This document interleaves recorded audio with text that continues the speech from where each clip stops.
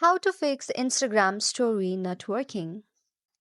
First of all, make sure that you have properly installed and updated Instagram to its latest version. Because if there is any new features on Instagram, then it might not be able to seen in your Instagram if you haven't updated it. So, if you have posted any story and it is not loading,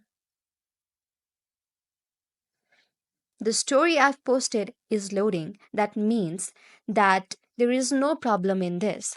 But sometimes the problem might be that your internet connection is unstable. So the first thing you should check is your internet connection is good or not.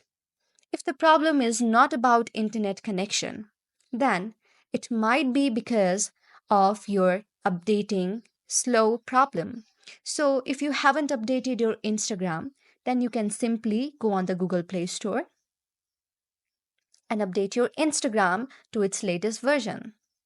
But still, even after updating your Instagram, it is not working, then you can delete your Instagram by double pressing it and uninstall it. And again, delete it with the new features and update it to its latest version.